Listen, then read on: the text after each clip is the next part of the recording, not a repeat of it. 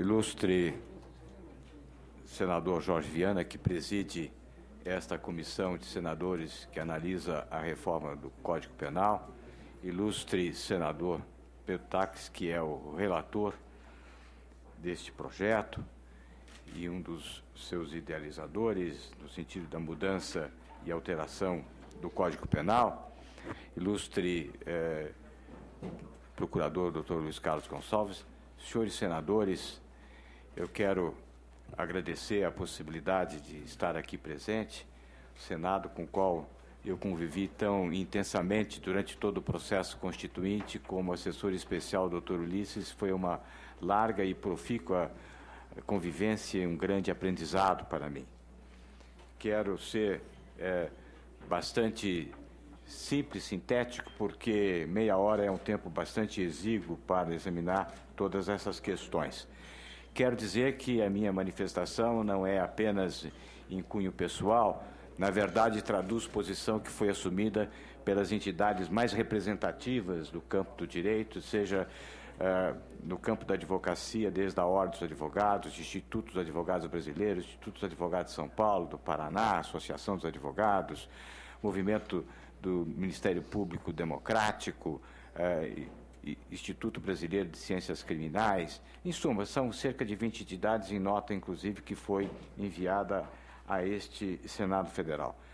Recentemente, na última semana, eu disse que a minha intensa preocupação com este projeto é porque este projeto apresenta impropriedades de tamanha grandeza que pode se constituir, inclusive, no objeto de uma vergonha internacional. E eu, para mostrar isso, lembro aqui frase de trabalho que consta do professor Luiz Greco, que é o principal orientando do professor Klaus Roxin, na Alemanha, e em trabalho publicado que está no site do IBCCRIM, ele diz que o projeto é uma mescla de desconhecimento jurídico e linguístico, falta de estudo, desatenção, exibicionismo. Vamos alargar os adjetivos e vamos às demonstrações dessa minha preocupação. A nossa posição sempre foi de preocupação no sentido da proteção do nosso direito e proteção do direito penal. Vamos começar logo na teoria do crime.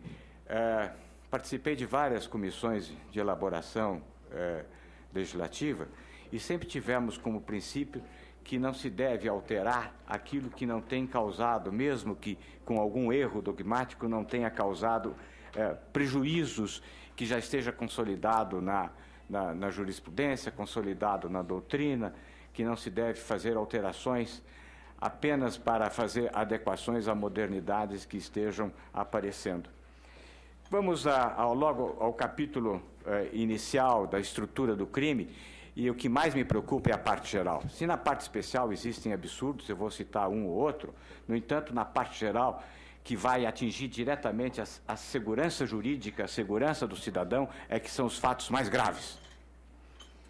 Diz aqui no artigo 14 do projeto, a realização do fato criminoso exige ação ou omissão dolosa ou culposa que produza, vejam bem, senhores senadores, ofensa potencial e efetiva a determinado bem jurídico.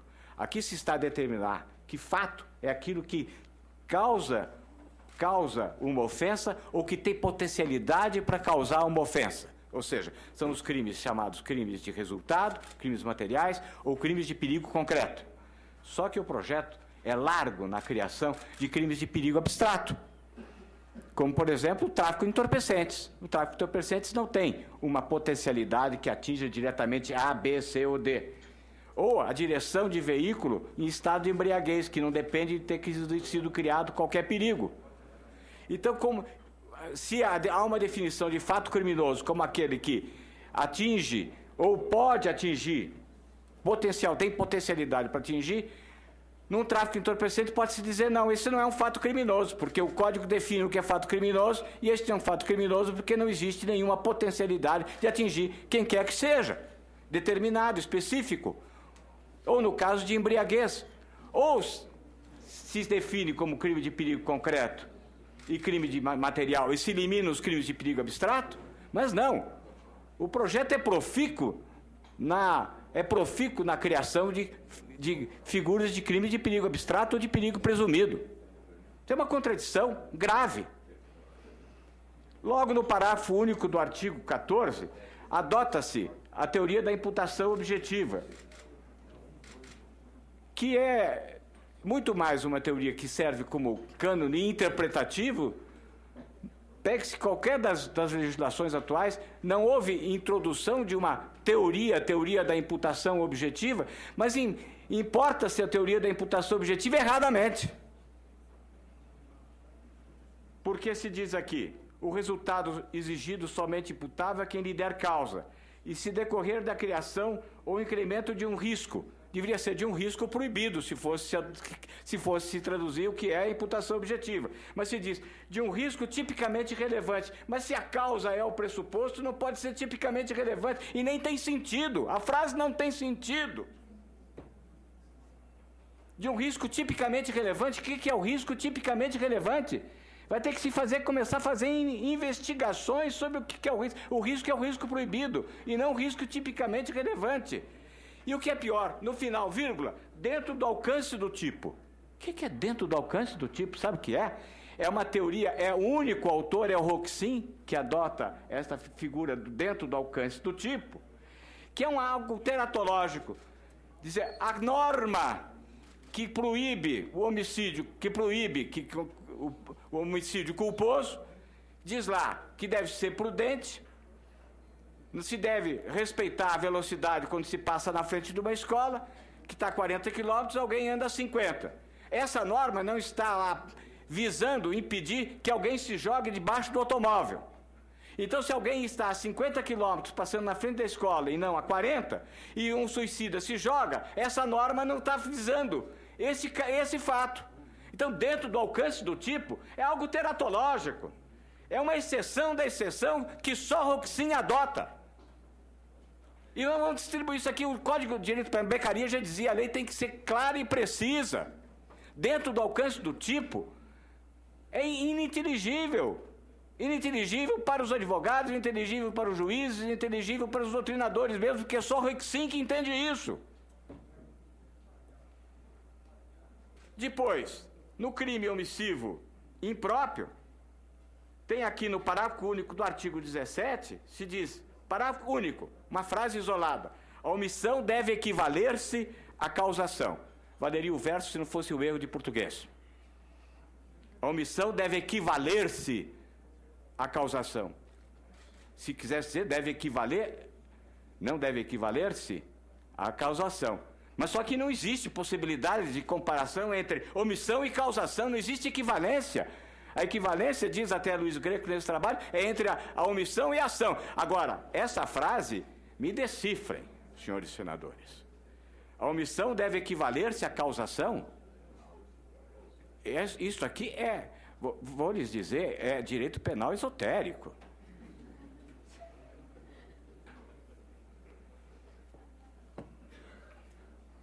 Então, a minha preocupação é esta é a parte geral que vai regular toda a aplicação do direito penal. Esse é o núcleo da ciência do direito penal que o Brasil vai apresentar ao mundo. No dolo, disse o crime doloso, quando a gente quis realizar o tipo penal. Mas ninguém quer realizar o tipo penal. Se eu digo que quer realizar o tipo penal, eu vou perguntar para o agente, o senhor queria realizar o tipo penal? Não, eu não sei nem o que é esse tipo. O senhor quer realizar o tipo penal? O que se quer realizar é uma ação que comporta os elementos do tipo penal. O que se quer, e eu digo isso, aliás, minha instituição, é ação típica, mas não o tipo penal. O que caracteriza este projeto, sem dúvida nenhuma, é uma confusão contínua entre dados naturalísticos e dados normativos. Quer realizar o tipo penal? Isso não existe. O que se quer realizar é a ação típica. Então é uma utilização de termos e conceitos jurídicos de forma absolutamente imprópria. Mas vamos à frente, porque o tempo urge, eu tenho pouco tempo para uma exposição tão longa. Na consumação, na tentativa, que o Código não tem tido problema nenhum com a definição que é aceita, que é aplaudida, que está na parte geral do Código de 40, que foi reproduzido em 84, sobre o que é crime tentado. Mas abre-se diz o que é tentativa e abre-se um artigo 24 para dizer início da execução. Vejam como fica confuso. Há início da execução quando o autor realiza uma das condutas constitutivas do tipo. Muito bem. Aí segue. Ou segundo seu plano diletivo. Quer dizer, tem que investigar qual é o plano diletivo do autor. Pratica atos imediatamente anteriores à realização do tipo, que exponham a perigo o bem jurídico. Mas existem crimes de perigo concreto que admitem tentativa, como o crime de incêndio. E fica a dúvida, o que significa atos imediatamente anteriores à realização do tipo? Vai ter que se examinar quais são os atos anteriores à realização do tipo, que é levar uma investigação de quais são os atos anteriores à realização. Para que fazer essa definição se a tentativa, na forma como está definida, e todas as legislações, eu trouxe aqui vários excertos de códigos importantes, é simples, é o início da execução. Depois a doutrina vai estudar se precisa ser início da execução, é colocar em perigo o bem jurídico, ou se não é necessário ter o aspecto material, porque existem crimes de perigo concreto que admitem tentativa. Mas vejam bem, então, pratica atos imediatamente anteriores à realização do tipo. Quais são os atos? Como é que se vai definir quais são os atos imediatamente anteriores à realização do tipo? Se exige que exista condutas constitutivas do tipo como parte inicial. E aí vem algo absolutamente inaceitável, um parágrafo único que se diz respeito exclusivamente aos crimes contra o patrimônio. Parágrafo único. Nos crimes contra o patrimônio, na parte geral. Nos crimes contra o patrimônio, a inversão da posse do bem não caracteriza por si só a consumação do delito. É para decidir o problema do latrocínio. Se existe tentativa de latrocínio ou latrocínio, quando se furta, quando se mata alguém sem se ter levado, ou quando se furta sem... Ou seja, para decidir o problema do latrocínio, se coloca uma norma específica de patrimônio na parte geral do Código.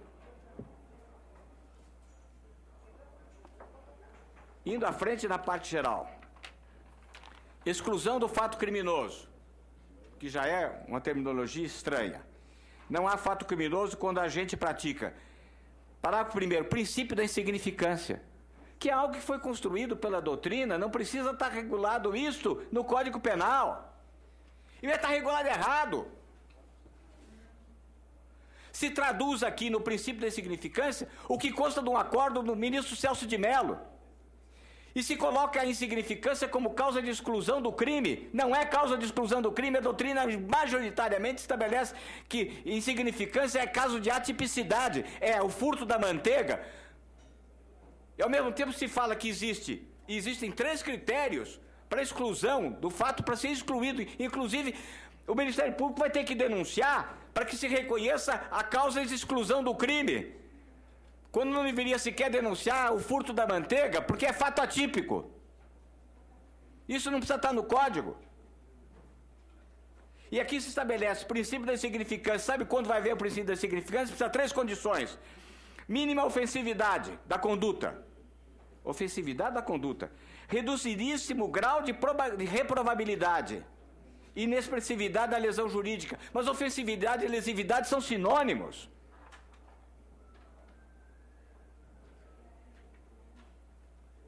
Ofensividade e lesividade são sinônimos. A ofensividade é mais ampla no sentido de que ela também se refere não aos crimes materiais, mas aos crimes de perigo abstrato. Mas a ofensividade é um conceito consagrado que preenche a lesividade. Então se exigem 2 coisas que são iguais. E mais, reduzidíssimo grau de reprovabilidade, quer dizer, a pessoa entra a reprovabilidade na causa de exclusão, que não é causa de exclusão da criminalidade, que é uma causa de atipicidade. Então não é para ficar preocupado. Traduz-se um acordo do Supremo Tribunal Federal contrariando totalmente tudo aquilo que é doutrina e que grande parte da jurisprudência já consagrou, para saber se a pessoa que furtou a manteiga, se ela teve ou não um antecedente, se ela é perigosa ou não. E mais, numa linguagem curiosa, né, num direito penal que me parece um pouco culinário, reduzidíssimo grau de reprovabilidade. O que é reduzidíssimo grau de reprovabilidade? Uma pitada de reprovabilidade. No estado de necessidade, para prosseguir, considera-se em estado de necessidade quem pratica o fato para proteger bem jurídico, pode haver até uma discussão, mas aqui é algo muito grave. Muito grave. Porque se estabelece que o estado de necessidade pode ser reconhecido sem que não houvesse inevitabilidade de outro meio. Ou seja, o estado de necessidade é quando se atinge alguém, vítima, quando a vítima é um terceiro inocente.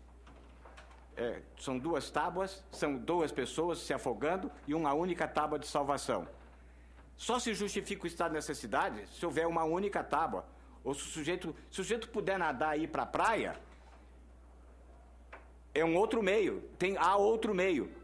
Característica fundamental do estado de necessidade é a inevitabilidade de outro meio, para que ele possa atingir um terceiro inocente, que não causou o afogamento, que não causou o afundamento da barca.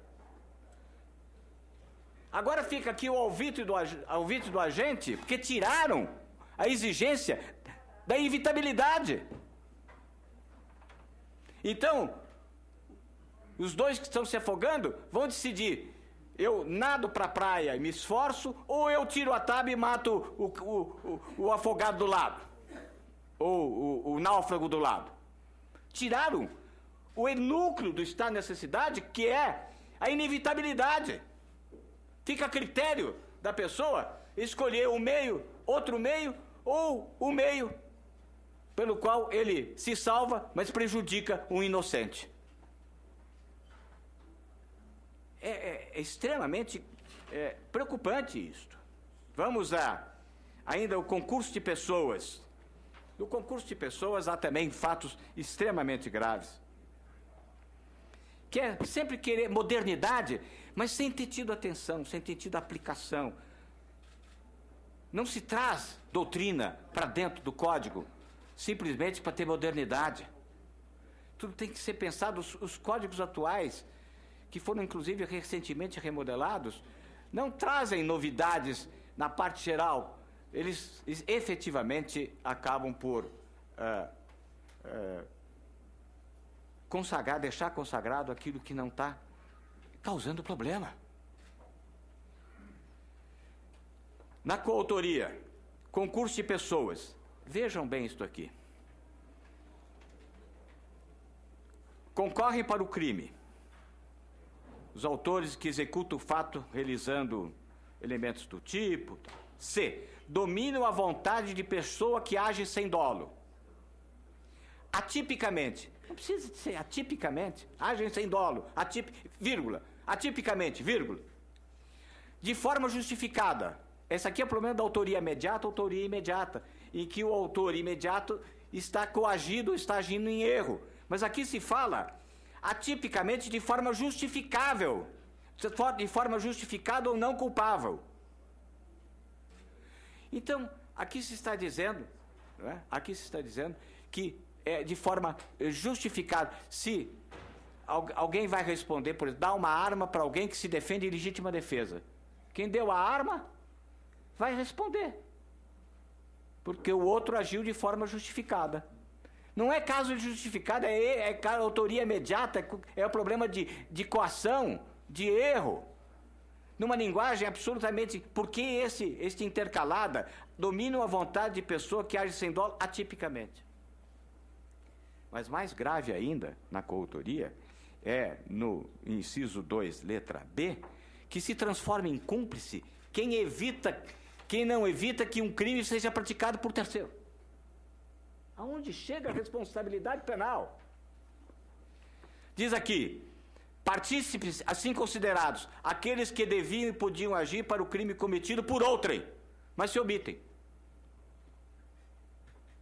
mas se omitem. Quer dizer, aquele que deveria evitar um crime, porque é da sua função ser guarda dentro de uma agência bancária, e ele não evita, ele passa a ser coautor do assalto.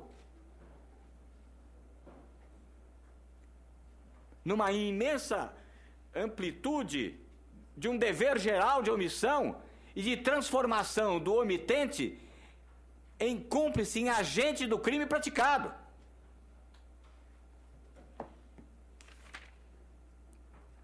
Indo mais adiante, na parte geral, a eliminação do livramento condicional. Isso é de uma gravidade absoluta. Elimina-se o livramento condicional. Não há o livramento condicional. Não se diz por quê. Vai criar um processo de crime, de prisionização, um imenso processo de prisionização. Já se tem um rigorismo na passagem de um sistema para outro,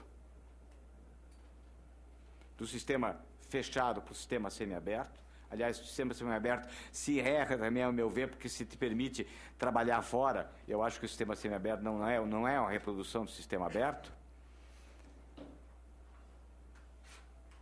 Nos crimes praticados mediante violência, a passagem do fechado para o semiaberto é mais rigorosa, que é 80% da população carcerária brasileira, e sem livramento condicional.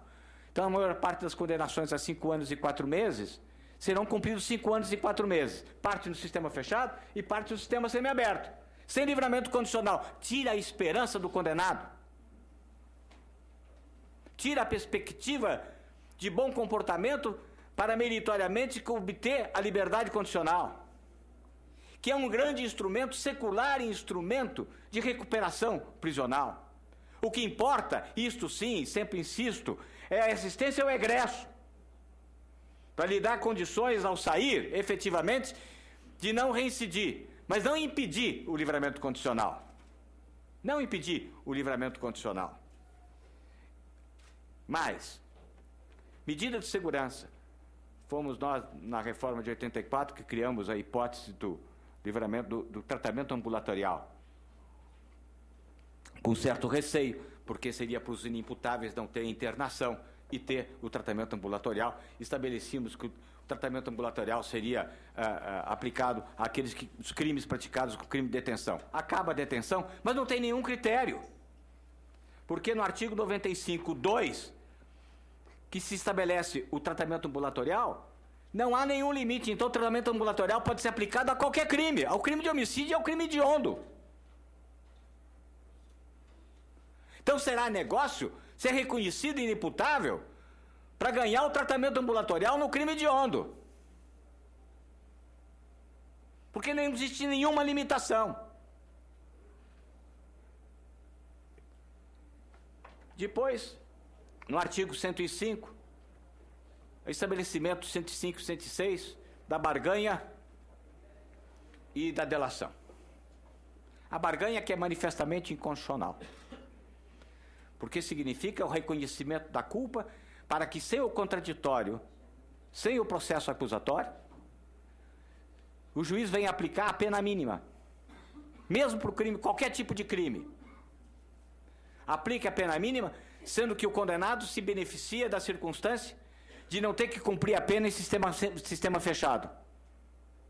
Então, enquanto que as demonstrações da aplicação da barganha nos Estados Unidos mostram o grau de injustiça que lá ocorre, de muitos inocentes que, receosos de não por comprovar sua inocência, aceitam o reconhecimento da culpa para ter um benefício, ou do Ministério Público que oferece a barganha porque também não tem certeza das provas que possui para conseguir um resultado condenatório. Mas é manifestamente inconstitucional a imposição da pena mínima sem que haja o contraditório. Num jogo, numa barganha, em que os advogados passam muitas vezes a ser coniventes de propor a barganha para ganhar o processo, entre aspas, e se safar de um trabalho mais longo. A barganha, inclusive, não é matéria do Código Penal. No artigo 106, tem aqui a delação. A delação não é novidade no Brasil, não. Na lei de 10 de junho de 1835, a lei escravagista, que estabeleceu o rigorismo escravagista, depois da revolta dos malês na Bahia, estabelecia que os escravos que denunciassem a insurreição seriam perdoados. Silvério dos Reis, eu chamaria o artigo 106 o artigo Silvério dos Reis. Silvério dos Reis também fez a delação de Tiradentes para ser salvo da perseguição do fisco da coroa portuguesa. E aqui se diz o seguinte, que haverá o perdão judicial para qualquer tipo de crime. Ou perdão judicial para aquele que trouxer algum elemento que ajude a apuração. Eu creio que honradez deve haver até na prática do crime. No crime organizado, o coautor fica dentro do barco delituoso até o momento que começa a afundar. Aí pula para o barco da licitude, vamos dizer assim, para ganhar o perdão judicial. Mas vamos à parte especial do Código. Eu não sei quanto tempo eu tenho, senador, mas eu quero dizer... Eu queria só informar a Vossa Senhoria que, durante a sessão, Vossa Senhoria vai ter a oportunidade de se contrapor e falar, Sei. que aí pode até ficar um pouco melhor. Então, o senhor faz uma primeira... eu vou depois o senhor vai falar várias vezes ainda. Pensar alguns fatos, alguns delitos. Eutanásia. Eu sou favorável a que haja um tratamento privilegiado, benéfico à eutanásia. Mas não, evidentemente, não da forma como está previsto no artigo 122 do projeto. No artigo 122, estabelece que pode haver o perdão judicial para o parente que mata o doente em estado terminal, independentemente de diagnóstico médico. Não se exige diagnóstico médico no artigo 122 da eutanásia. Quem vai julgar o estado terminal é o parente que mata aquele que precisa, que mata quem precisa se salvar do sofrimento. O juiz deixará de aplicar a pena, avaliando as circunstâncias do caso, se houver relações de parentesco entre o autor e a vítima. Se não exigindo, no caput do artigo 122, não se exigindo diagnóstico médico comprobatório do estado terminal. Quantos velhinhos vão olhar com desconfiança o suco de laranja que o filho sequioso lhe traz?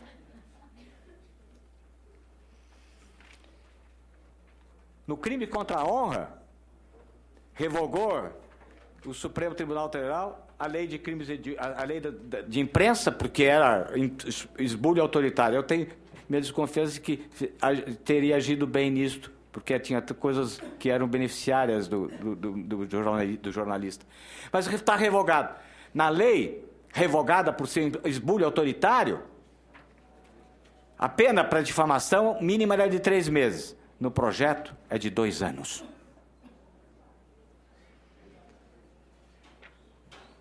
No crime de omissão de socorro, para ver a desproporção, artigo 132, omitir socorro à criança abandonada. Pena mínima, 1 mês. No artigo 394, omissão de socorro para animais. Omissão de socorro para animais. Pena de 1 ano, 12 meses, 12 vezes mais. Quer dizer, se encontra uma criança e um cachorro que precisam de socorro, atenda o cachorro, porque senão vai ter pena de 12 anos. E a criança, pena de 1 mês. Eu vou... Não, só pode seguir que eu vou dar mais um tempinho. Tá certo. Mas em termos importantíssimos, como corrupção no setor privado, que é no artigo 167, que é o movimento internacional para a criação do setor privado, a corrupção no setor privado pode ser praticada por qualquer funcionário da empresa. Diretor financeiro, o presidente ou o almoxarife. No artigo 167, no entanto, se quis trazer a corrupção para o setor privado e se comete um erro que elimina toda a importância. Se diz, exigir, solicitar ou receber vantagem como representante da empresa. Não precisa ser representante da empresa. Pode ser o almoxarife, pode ser o diretor financeiro que não tem representação legal. Ou seja, as coisas foram feitas com pouco cuidado. Eu vou dar 2 exemplos apenas da minha preocupação com relação à ausência de cuidado nos crimes ambientais. Os crimes contra a humanidade têm problemas, os crimes de trânsito têm problemas, nos crimes de drogas têm problemas. Eu vou ficar no crime ambiental, tem 2 hipóteses aqui que são realmente teratológicas. Realmente teratológicas. A hipótese do confronto de animal, que se estabelece 3 verbos: patrocinar, financiar ou assistir. Um confronto entre animais. Briga de galo. Pena. Sabe qual a pena, senador Aloysio? 2 anos de mínima. Por assistir uma briga de galo. Mas aí vem mais. Se algum galo sai mutilado, a pena aumenta de metade. Mas tem mais. Se o galo morre, a pena é de 4 anos. Ou seja, o assistente responde pelo galicídio. Isso não é nem responsabilidade objetiva. É inacreditável. Há uma figura chamada de molestamento de cetáceo, que era uma lei especial, que se imaginava que com a lei dos crimes ambientais ela tivesse sido revogada, ela retorna no artigo 399. Artigo 399. Retorna. Molestar cetáceo, baleia, golfinho, tal. Pena de 2 anos. Artigo 399. Pescar ou molestar cetáceo. Pena. Pescar ou molestar cetáceo. Pena de 2 a 5 anos. Mas aí vem mais. Isso estava na lei, que causava uma vergonha internacional. Mas não bastou reproduzir a lei, se criaram alguns parágrafos. Parágrafo primeiro. A pena aumenta da metade se o cetáceo for filhote. E parágrafo segundo. A pena aumenta do dobro se o cetáceo morrer. Então pesca a baleia para fazer o quê? Se a baleia morre, se o cetáceo morre, a pena é de 4 anos, que é o dobro da pena da lesão corporal gravíssima. Eu poderia, senhores senadores, me dedilhar esse projeto, é o que eu digo, repito, desculpe-me os membros da comissão elaboradora que aqui estão, mas é um passeio pelo absurdo. É a minha intensa preocupação com este projeto. Eu creio que esse projeto devia ser absolutamente sobrestado. Chamo os jovens, como eu fui chamado na década de 80, como Luiz Greco, como Renato Silveira, como outros, como Cláudio Brandão, no Pernambuco, como tantos outros jovens doutores e professores titulares que podem se dedicar demoradamente a fazer uma grande consolidação. Primeiro, não mexer na parte geral, mas fazer uma grande consolidação, porque o direito penal brasileiro teve um expansionismo imenso. Eu agradeço muito a atenção e creio que ter aqui trazido, antes de tudo, uma imensa e imensa angústia. Muito obrigado.